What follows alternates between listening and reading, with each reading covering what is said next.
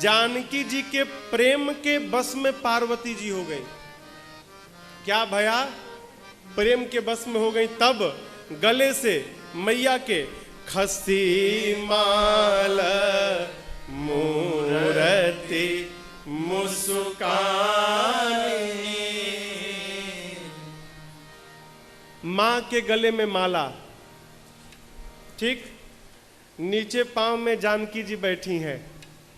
गले की माला खसकेगी तो कहां जाएगी? कहिए कहिए। गले की माला गिरेगी तो कहां जाएगी? नीचे। माला गिरेगी तो कहां जाएगी? नीचे। नीचे कौन बैठा है? जानकी जी। पार्वती जी के गले की माला निकली और नीचे जानकी मैया के गले में पड़ गई। यहीं पर जानकी जी को पार्वती जी का आशीर्वाद प्राप्त हो गया। देखिए, आप मंदिर जाते हैं, मन्नत मांगते हैं, पूजन के बाद यदि पुजारी जी अपने आप बिना मांगे बिना बोले अपने आप ठाकुर जी के प्रसाद को लाकर, माला को लाकर, चुंदरी को लाकर मैया के और आपके झोली में डाल दिए, तो समझिएगा कि वो पंडित जी ने नहीं दिया है, ठाकुर जी ने निमित्त बनाकर आपको अपना आशीर्वाद दिया है। आपकी मनोकामना पूरी हो गई। कोई माई का लाल नहीं रोक सकता। कब? बिना मांगे। बिना मांगे अपने आप मिले सो आशीर्वाद। गले में माला पड़ गई। पार्वती मैया की मूर्ति बोल पड़ी। क्या? जानकी, आपके मन में जो बर रचा है, बसा है, आपको वही प्राप्त होगा। नारद जी के वचन को सत्य समझिएगा। माँ ने आशीर्वाद दिया। ये छंद आप सबको याद है, आइए मिलकर गाते हैं। माँ ने कहा, मनुजा हीरा चेऊ मिली सोबरो सहज सुंदर सावरो, करुणा निधान सुजानशील स्नेह जानत रावरो, एहि भांति गौरी आशीष सुनि सिया सहित हिया हर्षियली, एहि भांति गौरी आशीष सुनि सिया सहित हिया हर्षियली, तुलसी भवानी पूजे पुनि पुनि मुदित मन मंदिर चले, तुलसी भवानी पूजे पुनि पुनि मुदित मन मंदिर चले, हाँ मुदित मन मंदिर चले, हाँ मुदित मन मंदिर चले। जानकी मैया को पार्वती जी ने आशीर्वाद दिया। क्या कहा? कहती हैं, मनुजा हीरा चेऊ, मन में जो रचा है मिली ही सो बरु, वही बर मिलेगा। कौन? सहज सुंदर, जो सहज है सुंदर है वो मिलेगा। कौन मिलेगा? जो सहज है सुंदर है वो मिलेगा। किशोरी मैया बोली, माई, ए माई, वहां तो दो ही लोग थे, दोनों सहज है सुंदर है, तनिक और क्लियर कर देती तो तनिक अच्छा रहता। दोनों में कौन मिलेगा? तब पार्वती जी ने कहा, दोनों में? अरे सांवरो, जो सांवला है वो मिलेगा। वो है कौन? करुणा निधान, करुणा के भंडार है, सुजान सज्जन है, शीलवान है, और सबसे बढ़िया बात, राम जी स्नेह जानत रावरो, वो राम जी आपके प्रेम को भली भांति जानते हैं। ऐसा न होता है क्या हो? देखिए, आप किसी को प्रेम करें और वो आपके प्रेम को जान ले, ऐसा नहीं होता। आप उसको प्रेम करेंगे ना तो वो आपको नहीं करेगा, वो तिनको करेगा, और वो जिसको करेगा वो भी उसको नहीं करेगा, वो उनको करेगा। लेकिन हम जितना प्रेम भगवान को करते हैं, भगवान भी हमको उतना ही प्रेम करते हैं। माँ को आशीर्वाद मिला, माँ गदगद हो गई, प्रसन्न हो गई, बारंबार पूजन करके घर को गई हैं। इधर राम लक्ष्मण जी पुष्प दल लेकर आए, गुरु जी को पुष्प दिया प्रभु ने। और देखिए राम जी ने कुछ छिपाया नहीं, राम जी सब कह दिए। गुरुदेव, बाग में जनक जी की बेटी जानकी जी मिली, न जाने गुरु जी आज मेरा मन पहली बार जानकी जी को देखकर क्यों उन पर आकर्षित हो गया, मुझे पता नहीं गुरुदेव, लेकिन आकर्षित हो गया। गुरु जी बोले सही में? हाँ गुरु जी। गुरु जी बोले आशीर्वाद ले लो। सुफल मनोरथ हो तुम्हारे, सुफल मनोरथ हो तुम्हारे, राम लखन सुनि भय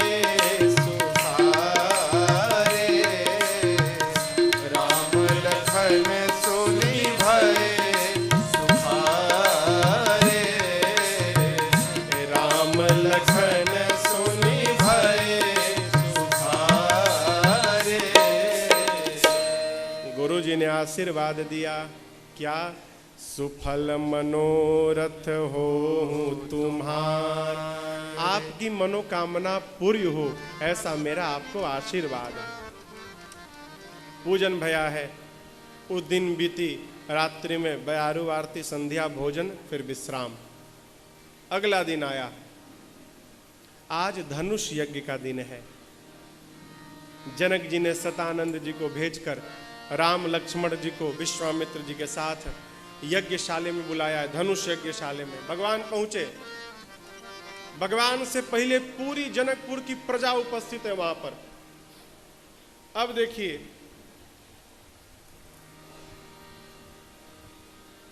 ये कूलर किस रंग का है? कहिए कहिए, हाँ जोर से बोलिए। सफेद है ना, लेकिन काला चश्मा लगाएंगे तो काला दिखाई पड़ेगा, लाल चश्मा लगाएंगे तो लाल दिखाई पड़ेगा, हरा लगाएंगे तो हरा दिखाई पड़ेगा, है सफेद। राम जी वही हैं, लेकिन जितने लोग हैं वहां पर सबको राम जी अलग अलग दिखाई पड़ रहे हैं। कैसे? जो असुर लोग कपट का रूप धारण करके आए थे धनुष यज्ञशाले में, उनको राम जी साक्षात काल दिखाई पड़ रहे थे। ज्ञानी राजाओं को राम जी परम तत्व दिखाई पड़ रहे थे। वीर योद्धाओं को राम जी परम वीर दिखाई पड़ रहे थे। भक्तों को अपने भगवान दिखाई पड़ रहे थे। जनकपुर के नर नारियों को अपने रिश्तेदार दिखाई पड़ रहे थे। जनक जी सुनैना जी को तो अपने पुत्र दिखाई पड़ रहे थे। गोस्वामी जी कहे हम किसके किसके बारे में लिखें? एक चौपाई, जिनकी रही भावना जैसी प्रभु मूर्ति तीन देखी तैसी। सब अपने अपने भावना के अनुरूप भगवान का दर्शन करते हैं। जनक जी महाराज ने विश्वामित्र जी को पूरे यज्ञशाले की रचना का दर्शन कराया। कहे विश्वामित्र जी कैसी रचना है? अब यहाँ एक बात समझिएगा, कोई भी आदमी आपको अपना घर दिखाए, अपना दुकान दिखाए, अपना प्रतिष्ठान दिखाए, तो वहां पर खूब प्रशंसा करिए। क्यों? उसके कान प्रशंसा सुनने के लिए ही दिखा रहे हैं। खूब प्रशंसा करिए। कोई कमी हो ना, वहां मत बताइए, घर जाके टेलीफोन करके बताइए, भाई साहब वो छोटे वाले घर में तनिक ये गड़बड़ी थी, ठीक करा लीजिएगा। वहां मत बताइए। क्यों? वहां बुराई कर देंगे तो नाश्ता भी नहीं मिलेगा। नाराज हो जाएगा। निंदा करते हैं, इतना मेहनत से बनवाया हूं, वहां बढ़िया से प्रशंसा करिए। जैसे जनक जी ने रचना पूछी, विश्वामित्र जी बोले भली रचना, दिव्य बनाया महाराज आपने, ऐसा तो मैंने आज तक नहीं देखा। जनक जी प्रशंसा सुन के इतने गदगद हो गए, कहीं ई बाबा को सबसे ऊपर बिठाओ, सबसे बड़का आसन पर। हाँ, विश्वामित्र जी राम लक्ष्मण जी को सबसे ऊंचे सिंहासन पर, सब मंचन ते मंच एक सुंदर विशद विशाल, मुनि समेत दो बंधुतः बैठा रे महिपाल। सबसे ऊंचे सिंहासन पर बिठा दिया गया। जनक जी ने आदेश दिया है, सखियां मेरी मां को लेकर आती हैं। मां के आने से पूरा रंग भूमि मोहित हो गया। जनक जी ने दूतों को आदेश दिया, बंदी जनों को, मेरे प्रण को सुनाया जाए। अब देखिए, जैसे जनक जी ने आदेश दिया, बंदी जन खड़े हो गए, दोनों भुजाओं को ऊपर कर लिया बंदी जनों ने।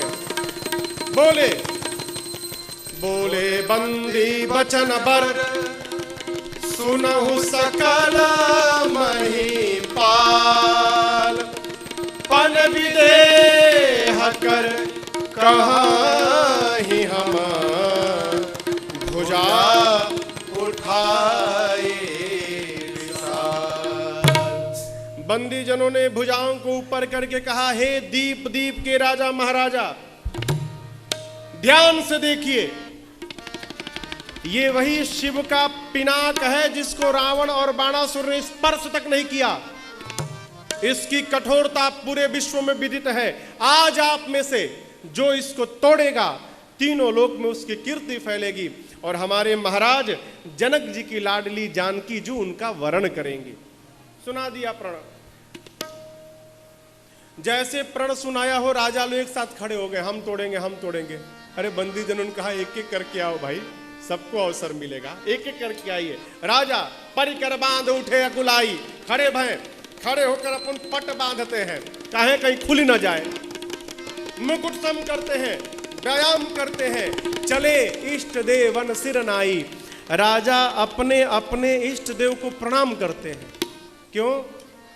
इष्ट देव को प्रणाम करके कहते हैं, हे प्रभु ऐसी कृपा बनाइएगा कि हमसे धनुष टूट जाए। उस सभा में कम से कम 10,000 राजा थे। कितने राजा? 10,000। जब एक राजा अपने भगवान से कहता था ना कि हमसे टूट जाए, तो जो 9,999 राजा बैठे रहते थे, वो अपने अपने भगवान से कहते थे, हे प्रभु इससे न टूटे। अब आप कल्पना करिए, कहां एक राजा की प्रार्थना और कहां 9,000 राजाओं की प्रार्थना। राजा खड़े होते हैं, तमकी तमा के खड़े हो जाते, चारों ओर देखते हैं, शिव धनु धरई उठई न कोट घात बल करई। जाकर करोड़ों प्रकार से प्रयास करते हैं, पर धनुष तिल मात्र नहीं हिला। धनुष के हाथों अपनी वीरती कीर्ता गंवा कर राजा जाकर अपने आसन पर बैठते हैं। जब किसी भी राजा से धनुष नहीं हिला, तो राजाओं ने निर्णय किया, मिलकर तोड़ेंगे, मिलकर तोड़ेंगे। एक ने कहा कि मिल के तोड़ देंगे तो विवाह किससे होगा। दूसरे ने कहा पहले टूटे तो ये, उसके बाद देखा जाएगा, फिर युद्ध करेंगे। हाँ, पहले टूटे तो, पहले तोड़ो इसको, टूटने के बाद युद्ध करेंगे। जो अंत में जीवित होगा उसी के साथ विवाह हो जाएगा। 10,000 राजा लगे धनुष को उठाने के लिए। बाबा कहते हैं, ए जी भूप सहस दस एक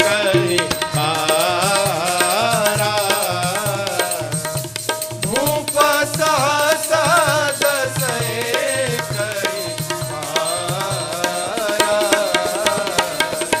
लगे उठावन टरइन तारा, लगे उठावन टरइन तारा,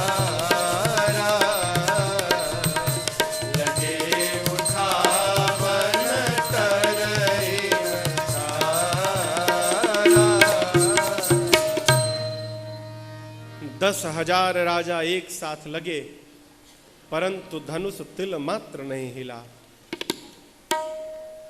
जनक जी देखे कोई धनुष को हिला तक नहीं पाया। जनक जी क्रोध में आकर खड़े हो गए, बोले, हे दीप दीप के राजा महाराजा, मैंने जो प्रण किया आप सब सुन सुन कर आए हैं। देवता, दैत्य, मनुष्य, नाग सब लोग शरीर धारण करके आए। अरे अभी तोड़ता हूं, तोड़ना तो दूर, आप में से किसी ने धनुष को तिल मात्र हिलाया भी नहीं। कहिए, मेरी बिटिया सुंदर नहीं है क्या? मेरी बेटी सुंदर है, कीर्ति वरण्य है, परंतु मुझे लगता है इस कीर्ति को वर्ण करने योग्य ब्रह्मा जी ने किसी को बनाया ही नहीं है। आज के बाद अपने आप को कोई वीर नहीं कहेगा। मैं जान गया धरती वीरों से रहित तो हो गई। अब जनिको माख है भट मानी, वीर विहीन मही मैं जानी। जान गया धरती पर कोई वीर नहीं बचा। क्या बैठे हैं, घर जाइए। आज यदि प्रण का त्याग करता हूं तो मेरी बेटी कुंवारी रह जाएगी, और यदि प्रण का त्याग करता हूं तो कीर्ति कलंकित तो होगी। अब प्रण पे रहूंगा तो मेरी बिटिया कुंवारी रह जाएगी। जानता धरती पर कोई वीर नहीं ऐसी प्रतिज्ञा कदापि नहीं करता। जनक जी ने पहली बार जब वीरत्व को ललकारा ना कि आज के बाद अपने आप को कोई वीर नहीं कहेगा, लक्ष्मण जी को बाण के समान लग गया। क्रोध तो आया बहुत, लेकिन पूरा का पूरा क्रोध पी गए लक्ष्मण जी। क्यों? भैया बैठे हैं, गुरु जी बैठे हैं, कुछ कहेंगे ये लोग। पहली बार तो क्रोध पी गए, लेकिन जब दूसरी बार जनक जी ने ललकारा वीरत्व को, अब जनिको माख है भट मानी नहीं, जाओ जन तेऊ बिनु भट भूमि भाई, तो पन करी हो तेऊ न हसाई। जानता धरती पर कोई वीर नहीं है ऐसी प्रतिज्ञा करके अपना उपहास कदापि नहीं कराता।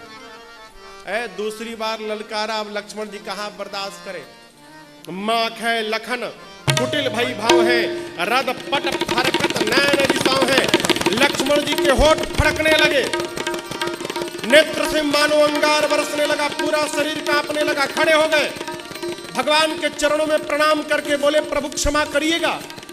रघुवंश का छोटा सा छोटा बालक जिस सभा में रहता है, जैसा जनक जी ने कहा सर्वथा अनुचित, आपके रहते कहा वीर नहीं है, आपके रहते कहिए, कही जनक जस अनुचित बानी, कही जनक जस अनुचित बानी, विद्यमान रघुकुल मणि जानी, विद्यमान रघुकुल मणि जानी। सुनो भानुकुल पंकज भानु, सुनो भानुकुल पंकज भानु, सह सुभावन कछु अभिमानो, सह सुभावन कछु अभिमानो। जो तुम्हारी अनुशासन पावो, जो तुम्हारी अनुशासन पावो। कंदु कैव ब्रह्मांड उठाओ, कंदु कैव ब्रह्मांड उठाओ। काचे घट जिमिदारो होई, काचे घट जिमिदारो। आप कहिए, सकौ मेरु मूलक जिम तोरी, सकौ मेरु मूलक जिम तोरी। तौ प्रताप महिमा भगवाना, तौ प्रताप महिमा भगवाना। हो बापुरो पिनाक पुराना, हो बापुरो पिनाक पुराना। नाथ जानियस आयस होई, नाथ जानियस आयस होई। कौतुक करो बिलोकिय सोई, कौतुक करो बिलोकिय आप कहिए,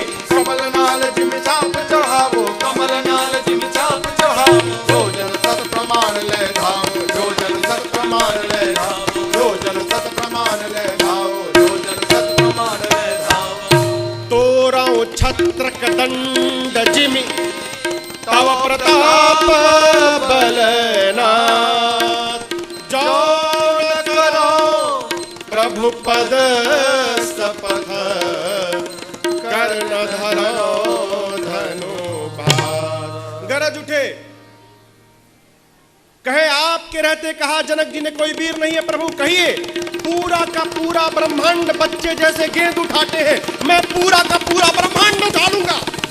बच्चे जिस प्रकार कच्चे घड़े को फोड़कर चूर्ण चूर्ण करते, मैं पूरे ब्रह्मांड को खंड खंड करूंगा। प्रभु बच्चे जैसे खेत से मूली को ले आते हैं, धनुष नहीं उठाया।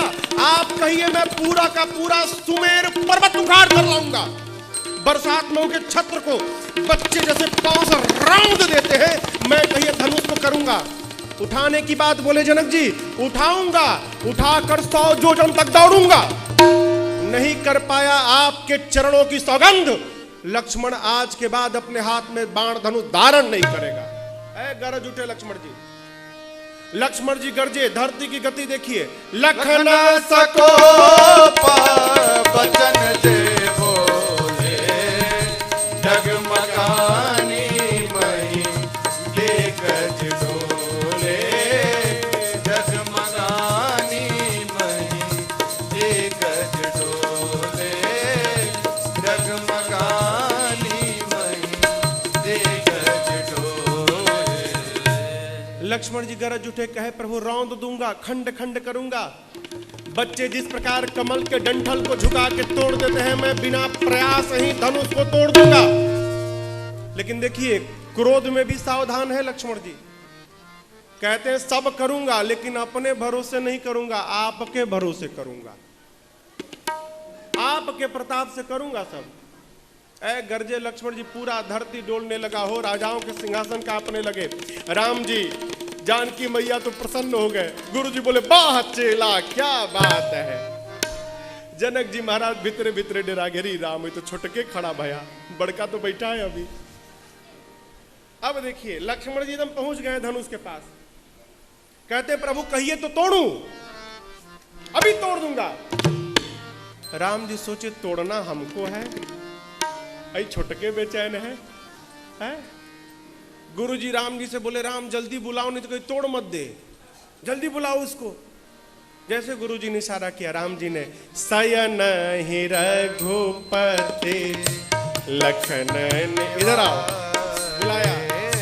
सयन ही रघुपति लखन निवारे, प्रेम समेत निकट बैठा रे, प्रेम समेत निकट बैठा रे। प्रभु ने लक्ष्मण जी को बुलाया, अपने पास बिठाया। भगवान बोले लक्ष्मण जी से क्या बात है भाई, कितना बढ़िया बोले भाई आप, देखिए जनक जी का मुंह देखिए उतर गया है जनक जी का चेहरा। लक्ष्मण जी बोले बोला क्या, आप कहते तो तोड़ के भी दिखा देता। राम जी बोले भाई हम लोग तोड़ने नहीं आए हैं ना, हम लोग तो देखने आए हैं। अब जब तक गुरु जी नहीं कहेंगे हम लोग कैसे तोड़ेंगे। हाँ आपके रहते कहा गया वीर नहीं है, अच्छा जवाब दिया आपने। गुरु जी समय का विचार कर लिए, समय आ गया है।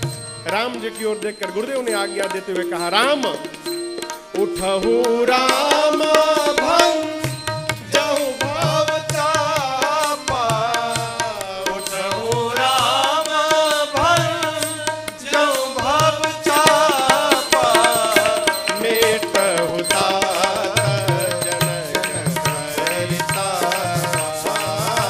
मेटहु तात जनक सरिता। सीताराम राम राम सीताराम राम राम सीताराम राम राम सीताराम राम राम सीताराम राम राम सीताराम राम राम सीताराम राम राम सीताराम राम राम सीताराम राम राम सीताराम राम राम सीताराम राम राम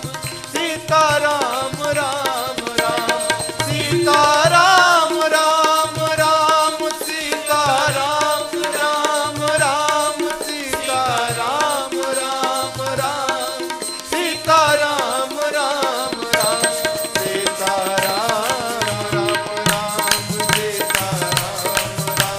राम सीताराम राम राम सीताराम राम राम सीताराम राम राम सीताराम सीताराम राम राम सीताराम राम राम। गुरु जी ने आदेश दिया क्या, उठहु राम अभंजहु भव चापा। राम उठिए और शिव के पिनाक को तोड़िए मत, भंज दीजिए। भंजने का अर्थ हो, भंजने का अर्थ है इतना टुकड़ा करिए इसका कि जनक जी चाहें कि बाद में किसी कारीगर को बुला के जुड़वा लें तो जुड़वाने लायक न बचे। खंड खंड करिए। राम जी उठे, गुरुदेव को प्रणाम करके मेरे प्रभु चल पड़े, सहज चल पड़े। राम जी को जाते देख जनकपुर के नर नारियों ने अपने अपने पितरों से कहा, हे पितर देवता, आप हमारा सारा पुण्य ले लीजिए और बदले में बच्चे जैसे कमल के डंठल को तोड़ते हैं, आप ऐसा करिए कि राम जी उस धनुष को तोड़ दें। सब लोग भगवान को, पितरों को मना रहे हैं। इधर सुनैना जी, जानकी जी की मां सुनैना जी,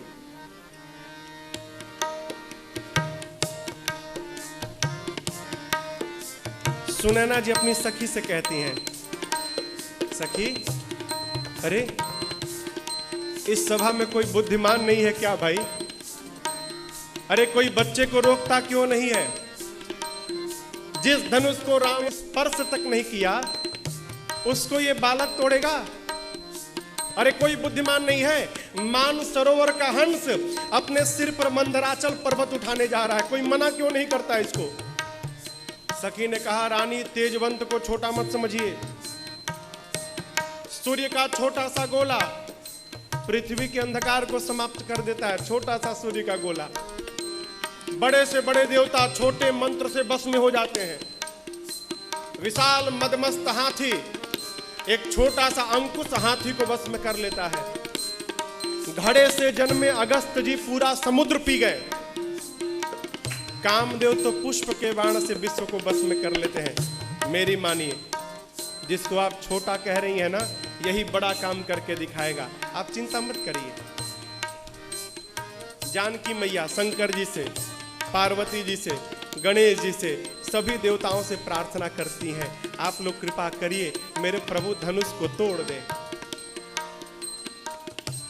अंत में जानकी जी धनुष के पास पहुंचती हैं मन से, कहती हैं, हे धनुष देवता, लोग कहते हैं आप बहुत भारी हैं, आप एक काम करेंगे, जैसे मेरे प्रभु आपके पास पहुंचे ना, आप में जितना भार है, यहाँ जितने मूर्ख राजा बैठे हैं ना, आप अपने भार को उन राजाओं के सर पे रख दीजिएगा और मेरे प्रभु को देखकर आप फूल जैसे हल्के हो जाइएगा। माँ प्रार्थना करती हैं, प्रेम मंत्र का जप करती हैं। राम जी ने माँ की व्याकुलता को देखा, प्रभु धनुष को देखने लगे। जैसे राम जी धनुष को देखें, लक्ष्मण जी समझ गए, लगता है भैया धनुष उठाने वाले हैं। लक्ष्मण जी अपने आसन पर खड़े होकर और दाहिने पांव से धरती को दबाने लगे। क्यों? लक्ष्मण जी धरती दबाकर कह रहे हैं, हे शेष वराह कक्षप दिक्पाल, सब लोग मिलकर धरती को पकड़ कर बैठिए। कहीं ऐसा ना हो जाए मेरे भैया धनुष उठाएं तो धनुष के साथ साथ धरती ही ऊपर आ जाए। पकड़ के बैठिए आप लोग। यहां एक बात समझिएगा, जब तक लड़की की मां नहीं चाहेगी, बाप लड़की की शादी नहीं कर सकता। मां विरोध कर दे, कैसे शादी होगा? हो जानकी जी की मां कौन है? धरती मैया। आप जानते हैं किसी राजा से धनुष क्यों नहीं हिला? क्यों? क्योंकि धरती मैया ही धनुषवा पकड़ के बैठ गई थी। उठाओ बेटा जितना उठाना है तुमको। धरती माँ ही धनुष पकड़ के बैठी थी, इसीलिए किसी राजा से धनुष हिला नहीं। ये लक्ष्मण जी और धरती मैया की मिली भगत रचना है। लक्ष्मण जी ने कहा था, माई आप पकड़ के बैठ जाना, छोड़ना मत आप, मेरे भैया जाएंगे तो छोड़ दीजिएगा। तो धरती मैया बोली कि आपके भैया आएंगे तो हमको पता कैसे चलेगा कि आपके भैया आ रहे हैं? लक्ष्मण जी बोले, माँ चिंता मत करिए, जैसे मेरे भैया आपको धनुष को उठाने वाले होंगे ना, मैं उसी समय खड़ा होकर पांव से दबाकर आपको इशारा कर दूंगा कि माँ अब पकड़ के नहीं बैठना, अब मेरे भैया के हाथ में धनुष को पकड़ाना है, इसलिए आप निश्चिंत रहिए। यहां भी देखिए लिखा है, भगवान ने धनुष लिया ना, उठाना नहीं लिखा, लेत चढ़ावत। भगवान ने धनुष लिया तो कोई देने वाला होगा तभी न लिया। तो भगवान के हाथ में धनुष दिया कौन? धरती मैया ने ही वो धनुष उठा के भगवान के हाथ में पकड़ा दिया। भगवान धनुष के पास गए, राघव जी ने धनुष की परिक्रमा लगाई है, धनुष को प्रणाम किया, धनुष के इष्ट भगवान शिव को प्रणाम किया, गुरुदेव भगवान को प्रणाम किया। कहे तो गुरुदेव भगवान वशिष्ठ जी और गुरु जी विश्वामित्र जी को प्रणाम किया, और भगवान ने प्रणाम करके धनुष के मध्य भाग में ले जाकर अपने हाथ को रख दिया। मध्य में जैसे भगवान ने धनुष के हाथ रखा है और जैसे धनुष को उठाया है, एक बिजली की चकाचौंध चमकी है। बिजली की चमक जितने देर के लिए होती है उसी बीच में भगवान ने उठाया, झुकाया, तोड़ दिया। जितने देर के लिए बिजली चमकती है उसी बीच में सारा काम हो गया। बाबा कहते हैं ए जीता मके उदामिनी दिमिद बलयौ पुनिन बधनु मंडल समभयौ लेत चढ़ावत खेचत गाहे काहु न लखा देखत पठार जय छन राम माज धनु तोड़ा भरे भुवन धुनि घोर कठोरा भरे भुवन धुनि घोर कठोरा भरे भुवन धुनि घोर कठोरा भरे भुवन घोर कठोर रब रवि काट तजि मारक चले करहि दिगज डोल मही अहि कोल कूर्म कलमल सुरय सुर मुनि कर कान लीने सकल विकल विचारहि कोदंड खंड राम तुलसी जयति वचन उचारहि हाँ जयति वचन उचारहि हाँ जयति वचन उचारहि।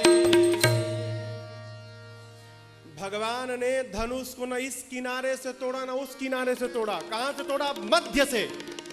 क्यों? बीच का भाग बहुत कठोर रहता है, मजबूत रहता है।